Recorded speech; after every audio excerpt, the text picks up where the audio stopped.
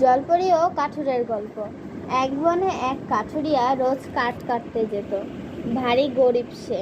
কাঠ বিক্রি করে যা রোজগার করত তাই দিয়ে কোনো রকমে খেয়ে পরে দিন চলত তার।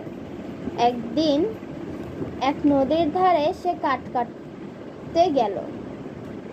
সেখানে গিয়ে একটা গাছে যেই কুড়াল দিয়ে ঘা মেরেছে এমনি তার হাত ফসকে কুড়ালটা পানির মধ্যে পড়ে গেল। ঘরস্রোতা নদী, তাছাড়া তাতে কুমিরের ভয় ছিল ভয়ানক। নিরুপায় হয়ে কাঠুরি নদীর ধারে বসে কাঁদতে লাগলো। সে এতই গরিব যে তার আবার একটা কুড়াল কেনার মতো সামর্থ্য ছিল না।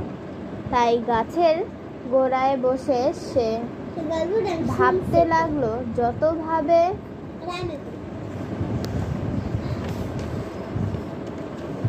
ভাবে ততই তার চোখ দিয়ে পানি পড়তে থাকে।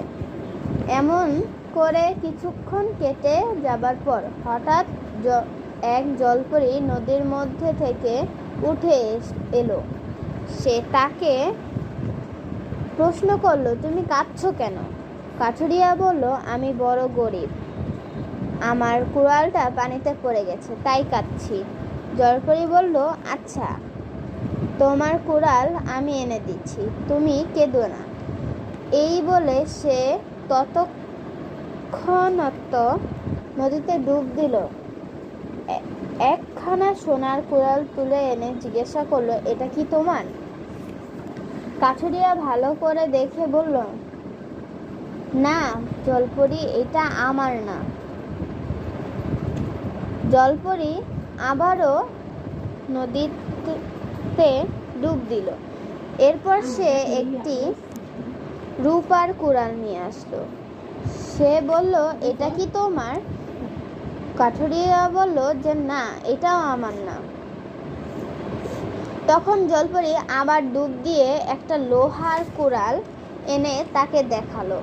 কাঠুরিয়া সাথে সাথে নিজের কুড়ালখানা চিনতে পেরে খুশিতে বলে উঠল, হ্যাঁ, এটাই আমার কুড়াল। জলপরি কাঠুরিয়ার এই সততা দেখে মুগ্ধ হলো। তাই সে তাকে তার নিজের কুড়ালটি তো ফিরিয়ে দিলই, উপরোক্ত সোনা ও রূপার কুড়াল দুটিও তাকে উপহার দিল। কাঠুরিয়া খুব খুশি হয়ে যখন পরীকে ধন্যবাদ দিবে তখন দেখে